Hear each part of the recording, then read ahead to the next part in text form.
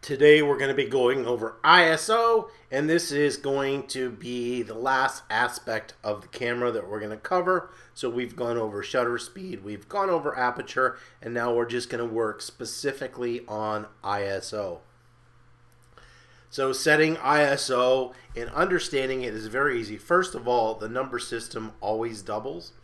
And as you go from 200 to 400, you're letting twice as much light into the camera. Now you have to remember there are third stops on most digital cameras, so you will see numbers in between them. But we are just dealing with this in whole stops. ISO has to deal with the sensor now, unlike film back when we shot film. So when we talk about setting the ISO, we are setting the sensitivity of the sensor. Now this is a little bit confusing because you kind of have opposites in here. We have less and more on the same side. So as the number on the ISO is lower, so 200, 400, the lower the number, the less sensitive the sensor is. That means that you need more light to take the same photo. So if you're taking a picture of your dog and you set your ISO to 200, your sensor is going to be less sensitive. Because it is less sensitive, you need more light, like sunlight. If it's dark outside and you're still taking that exact same picture of your dog, you need to move your ISO up to, like, let's say 3200. At 3200, your sensor is more sensitive. And that means you need less light to take the same photo. Really what we're changing is the sensitivity of our sensor.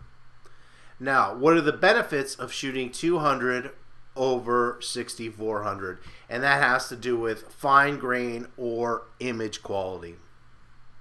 The lower the number, the better quality image you're going to get. Now, this is usually explained in grain, like you're going to have a finer grain.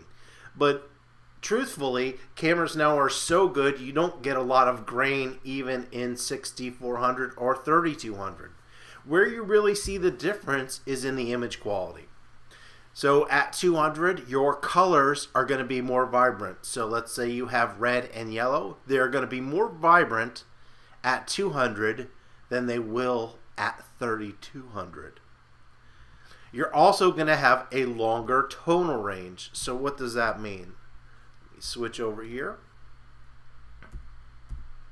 So tonal range. So this is a grayscale card. Notice that we have white here and black here.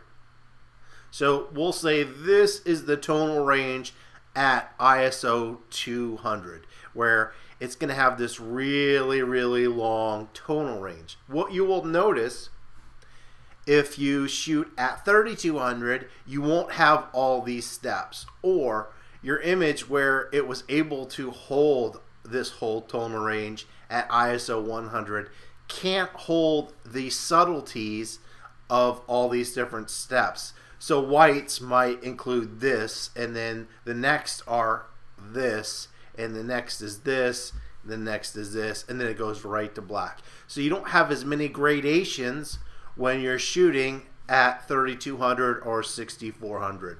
So you're going to have a lower tonal scale. Now it has to do with the light quality, that the light is usually a warmer light or a yellower light versus a white light. There's lots of stuff that goes into it, but basically ISO is changing the sensitivity of the sensor, and the confusing part here is at a low ISO, the sensor is less sensitive, so you need more light, and at a high ISO, the sensor is more sensitive, so you need less light.